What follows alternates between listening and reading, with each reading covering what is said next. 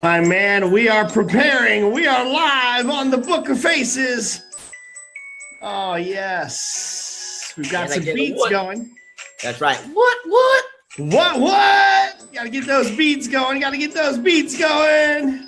It's like Dancing with the Stars every time I blast this up. Oh, yes. Doctor, it's great to see you, my friend. How are you?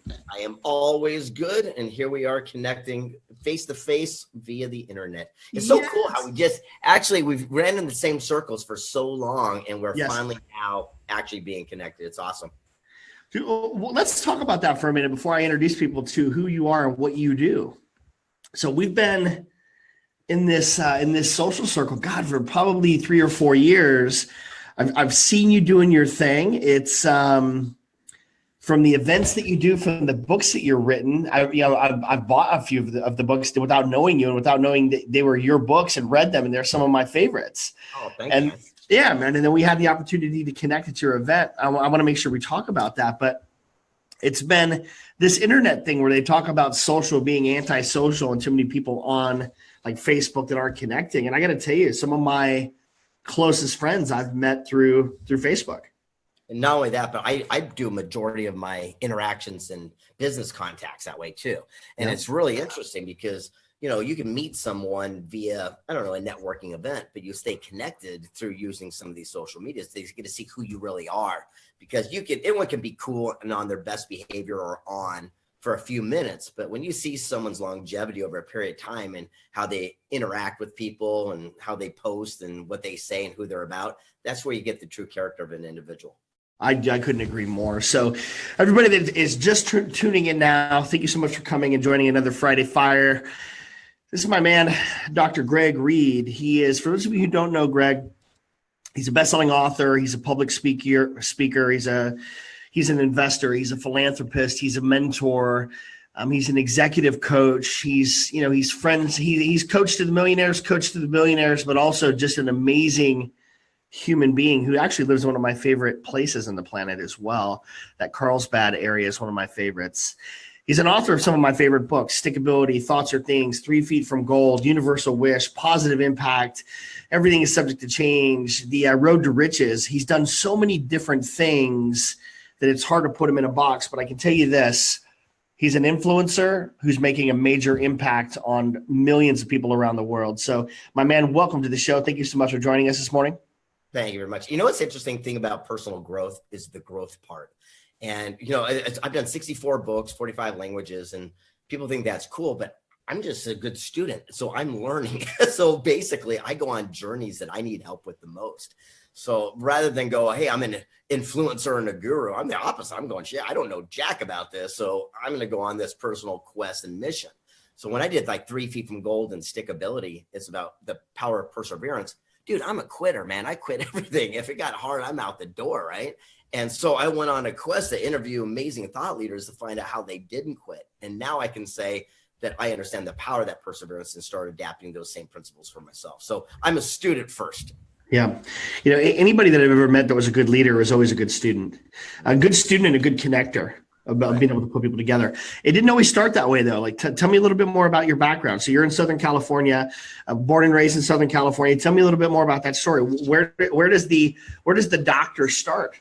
Yeah, no, it's kind of interesting. I don't have a big, scary backstory. I grew up on the mean streets of Del Mar. Community. I mean, I was in a gang called the Del Mar Posse, where at night we'd break into BMWs and detail them. We were a real tough group. So, what's interesting thing about our generation is not everyone has to come from these rags to riches story. I mean, Our generation grew up, without having a lot of lack, to be quite honest. I've not experienced a boots on the ground war or had shortage in lines of gas and things of that nature. So I've been very spoiled. And I also understand that I appreciate all the people that have given and sacrificed for me to have that. And so I have grew up a very easy lifestyle, to be quite frank, and I've loved it. And on top of it, I also share people how you can take those gifts and then transform those experiences to help other people around the world. Because sometimes people feel guilty if they don't have one of those down and out type of, stories or backgrounds. But thank goodness I got to grow up in the mean streets of Del Mar. I love it. 64 books. You know, I've talked about this, and you're like, I'm not an author. I don't even write that well. For somebody who doesn't write that well and is not an author, 64 books is quite a big accomplishment. What I've noticed about a lot of these titles is it's the power of partnership and partnering with an authority to either co-author or to tell a story jointly. How did that come to be? So some of my favorite books that you've written are with some of my other favorite authors. Like, how does that happen? How do you start to collaborate with other thought leaders? Yeah, I'm lazy, so it's pretty easy. I'm lazy. Yeah, exactly. You work your strengths and you hire your weaknesses. Look, I'm a great speaker, right? I'm full of crap. I'm a good talker. So basically I can take my messages and then I surround myself with people that play at what I work at, and I hire them or collaborate with them to do the heavy lifting on things that are difficult for me. So for example, I've got amazing ghostwriters and editors. And so they'll take my story. I'll go, a boy wakes up, gets off his ass, takes action, walks his dog and mows the lawn and makes some money. And they make it say, it was a glorious Sunday afternoon when a young bright-eyed lad took his best friend to meet the morning dew.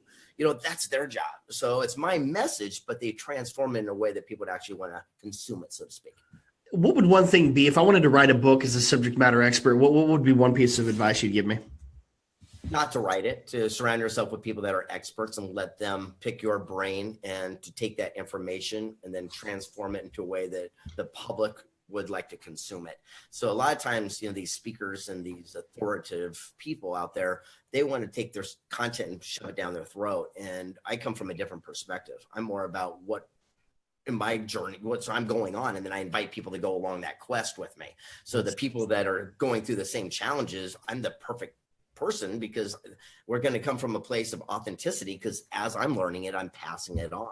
And I think that that's what it is. You know, you write about what you know and what you're going through, and then people can see that and they can go along that quest, you know, along the way. Brilliant.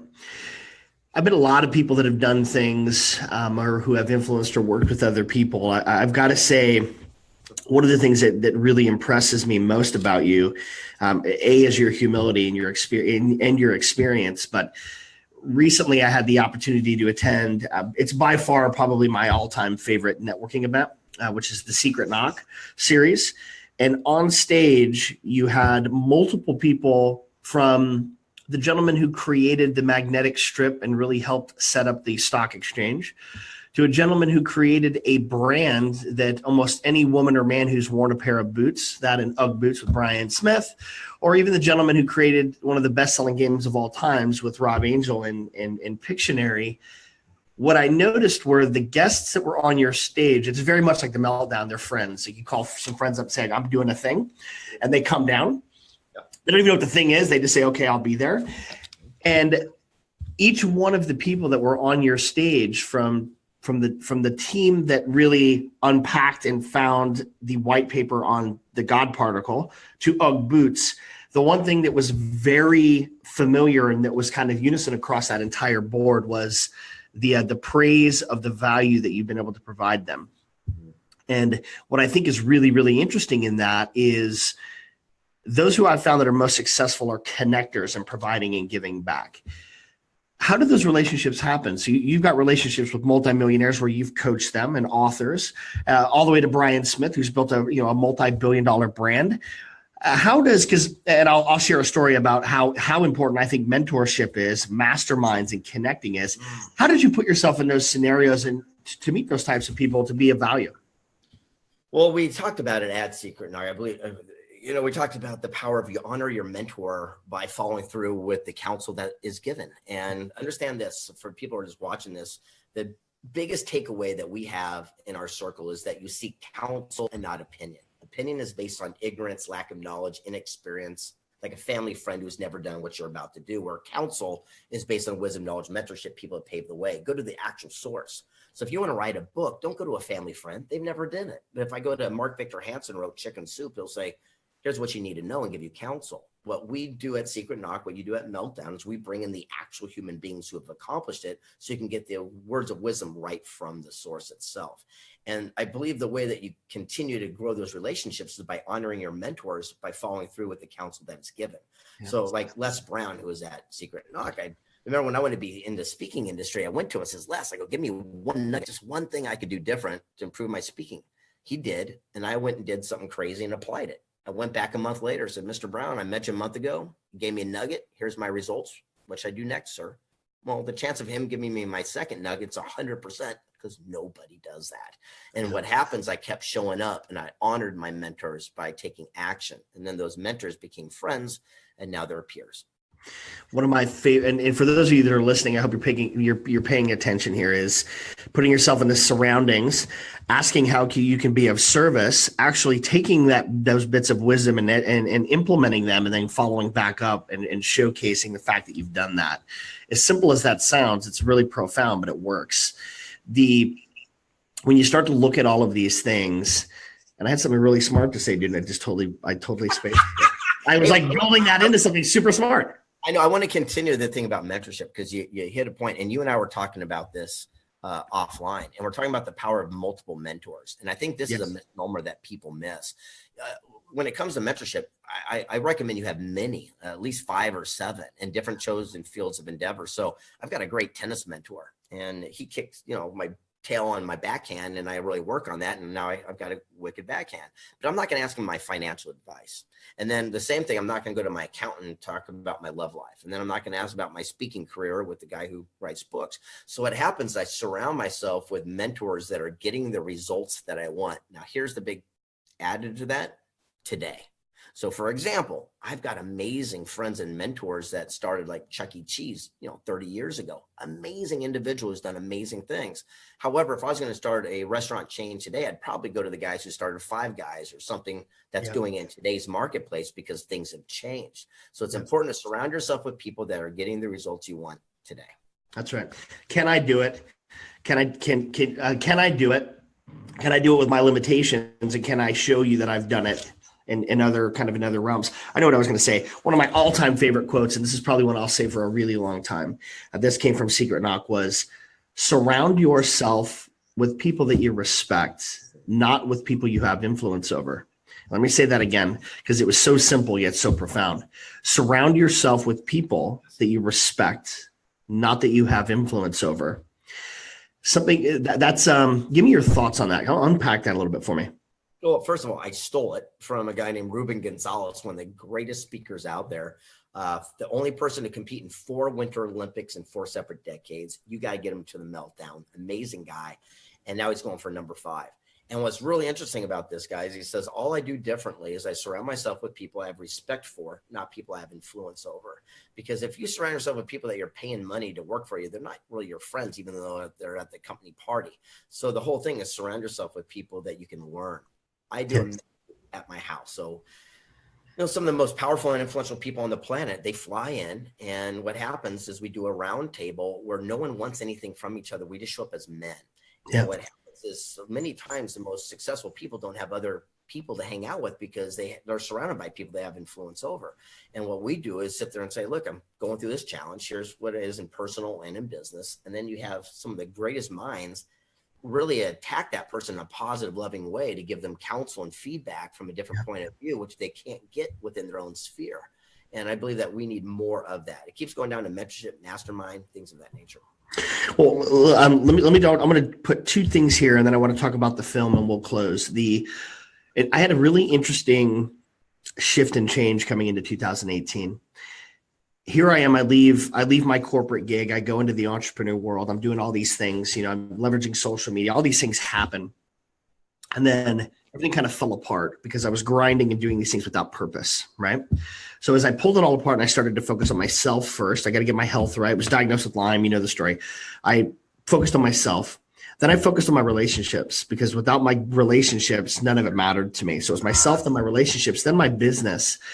And coming into 2018, the promise that I made myself was I wasn't going to put myself in situations where I was always the subject matter expert, where I was the one that was continually just giving the information away. I love to help people and I do that daily, But if I'm the one that's always giving, I don't have an opportunity to get. I do get in the experience, but I didn't want to put myself in those scenarios anymore. So I came into 2018 with a promise that I would come in with a full level of service. What can I do with the purest heart and intention to serve those that I respect and I look up to the most without anything in return? And I got to tell you that coming into 2018, I had some heavy things happen with new partnerships and new relationships and new friendships that continued into January, February, into March, where we had an opportunity to go to Secret Knock.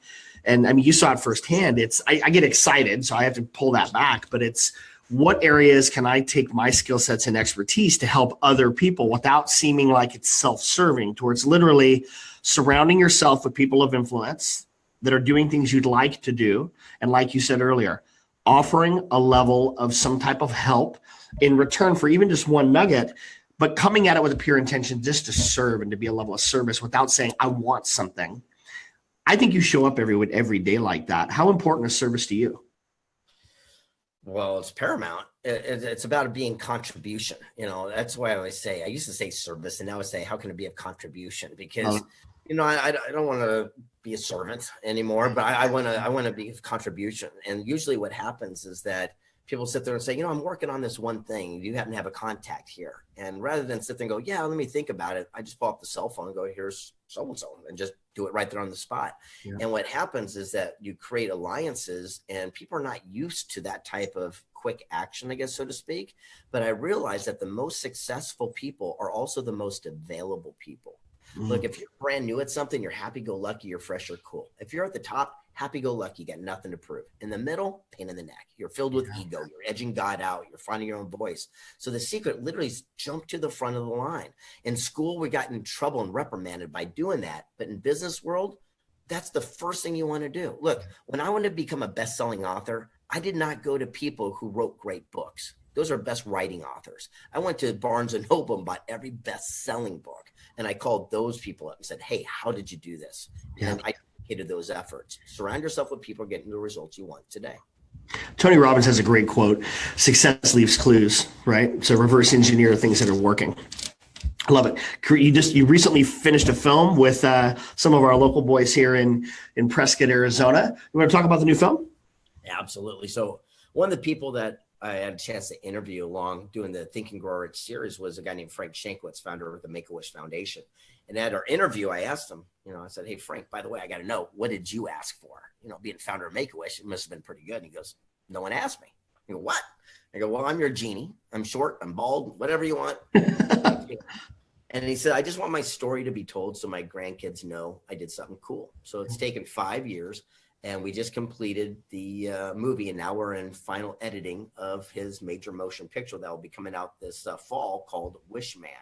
And what was really neat is we filmed it in Prescott, Arizona, where he's from, and we got the city council mayors to basically, give us carte blanche, access to all the buildings, to the roadways, the freeways, and the local town people brought out their time period cars and clothes, and everyone chipped in. And so our story will be as an American city comes together to grant the wish of the founder of Make-A-Wish. And the movie, pretty darn good.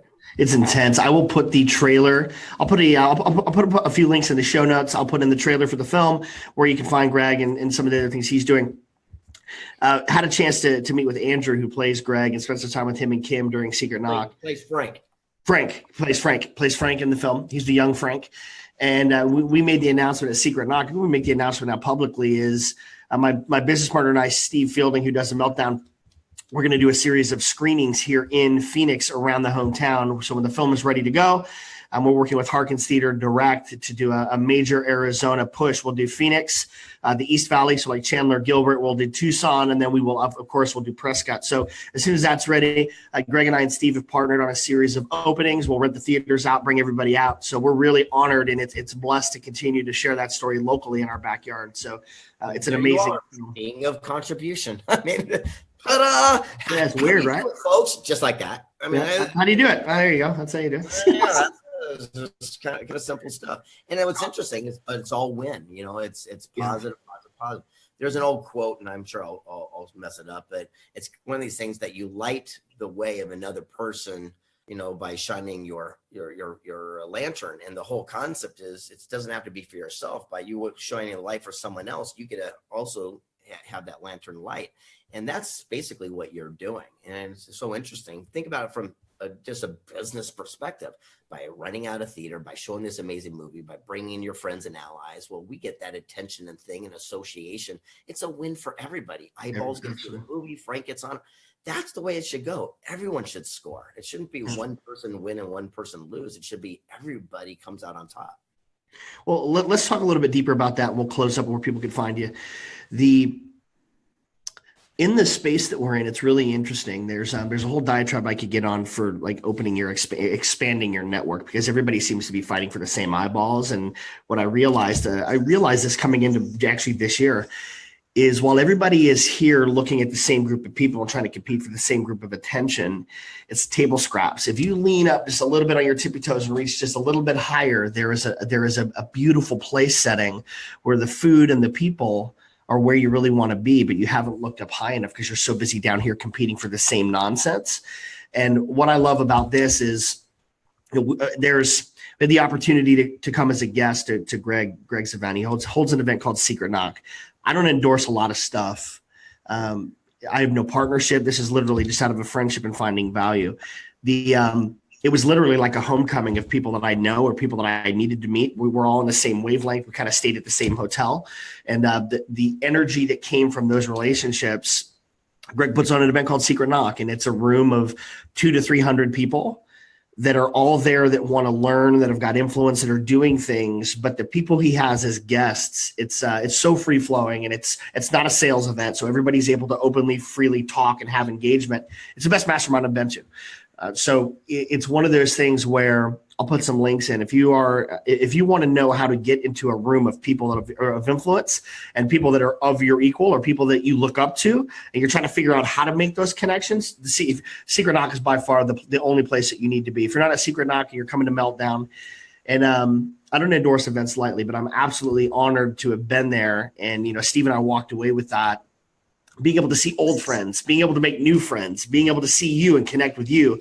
It's bar none the best event I've been to. So the reason I say that is people would say we're all kind of in the same space. We're not. We are, but we're not. We're in the space of helping others. So in that we are. And you get so much more done when you can call your friends and say, hey man, I got this thing going on, and people come down, and it's not competition. So it's when you're not doing sales events, you're trying to change lives. When you open up those doors again to be, to offer your services to help, it's crazy how that opens up and those doors just flow. So for people that don't know about the Secret Knock, what is it? How did it come to be, and why do you do it? Well, I've been writing the Think and Grow Rich series through the Napoleon Hill Foundation for the last 10 years. And a lot of people kept saying, how do you get to meet all these amazing people? So I started in my living room with 12 people, and it grew organically and became the Forbes Inc. Entrepreneur Top event. And the way we did it was the George Costanza opposite day from Seinfeld, where most people talk about the coaches and teachers and mentors. We just said, well, we'll just bring in the actual person who did it. And then what we did is we said, we'll tell you what, we'll charge a lot of money, $3,000 to go, but we will not tell you where it is or who will even be there. Yeah. And our standing room only sold out every single time for 11 years. And what's interesting is that people have to have faith and trust to come, but then we deliver. And so when people walk off, they go, oh my gosh. And then they go home and tell their family and friends, and it becomes, I guess. Who are some of the speakers that you've had? Over the time, I've had everyone from Tonino Lamborghini flew in from Italy to the founder of Showtime Television, from like the founder of UGG Boots you mentioned, all the way down to I did a private Skype with Edward Snowden last time and hiding in Russia. This time we had a guy going for the Nobel Peace Prize who created what consciousness is and did a white paper and just submitted. We have the first military female Hispanic general in U.S. history come talk about, really breaking glass ceilings to you name it. Everyone across the board. I don't think you could can one type of a thing into it. What we do is I just bring in the people I want to hang out with. So there's not a rhyme or reason. That's the whole thing. You bring in these amazing science people, and then you bring this next one I'm doing in September, though. We're bringing in a gal from right in your hometown, Dr. Glass McGeary, and you need to connect with her since she's right where you're at. She's the founder of holistic medicine, the one who actually coined the term. She's 97, 98 years old. And she's the first woman inducted into the Medical Association. She's the first woman who ever brought acupuncture to the United States. No one ever heard of that, in the early hundreds. She's the first woman to bring natural childbirth at home. I mean, she's an amazing human being, and she's going to come in and talk about how she's lived her life drug-free and created and coined an entire industry. Where can people find more about Secret Knock? And when are the dates? It's going to be September 12th and 13th. We moved it. We were going to do it a week later, but it was Yom Kippur, and we didn't want to alienate any of our Jewish friends. So what we did is we moved it forward to the 12th and 13th, and it's going to be in San Diego. And that's basically all I can tell you. You can where do people get tickets? Yeah, Google it. It's all over the internet now. We try to keep it secret. It was like secretknock.co. We left the M off so no one could find us, but people found us. So now it's just public. You can Google Secret Knock and find us anywhere all over the place, but it's secretknock.co. But more importantly, thanks for even sharing that. I truly appreciate it. Of course, man. And it's kind of interesting is I don't see the whole competition thing. I don't either. As you saw that thing, it's kind of like if we can bring people to Meltdown and then those people can go to CEO space and those people can go to Ryan's City Gala, and everyone kind of like, we're all the same circle. We're all friends of like mind. I mean, I don't know why we'd want to keep each other from each other. The whole idea is the more we share, the more we grow. So that's the mentality that we have at our events. You had Ashton Kutcher on stage a few weeks ago. What's one takeaway you had from spending time with Ashton? He's a lot smarter than I saw coming. I had no idea how brilliant he was. I always see him from, the TV shows and things like that. I'm a big fan of The Ranch and all these different stuff, but I had no idea how much of an entrepreneur mind he has and how he's made, 5 times as much, revenue and income and profit from his business ventures than from acting and things. And then also I'd say with Matthew McConaughey, that interview was really cool, is how fun that guy was. He did the same on set, off stage, backstage. And he's a larger than life individual who's really dedicating his life to give back and to actually make a positive impact in the world. And that's what's so cool about these people. They're using their names and their fame to actually make an impact moving forward. Love it. Where can people find you? Again, Google Greg Reid all over the place. But more importantly, if there's something I can do to be of contribution to anyone, just reach out to me directly. I mean, my email is greg at gregreid.com. Pretty easy. It's just my name, greg at gregreid.com, and say, hey, saw you on this little webinar, and here's what I'm working on. Here's what I could use some help with. And if there's something I can do or introduce you to someone, the answer is yes. I'll put your links in the show notes as well. My man, it is an absolute honor to call you a friend and a colleague. I look forward to seeing you again. I'm going to call you after this. I want to talk to you about a couple things. We need to get you out to Phoenix. Lots of stuff on the horizon. Thank you again so much for spending some time with us this morning, man. Absolutely. You're a rock star, buddy. I'll see you soon. Bye. I'll talk to you soon.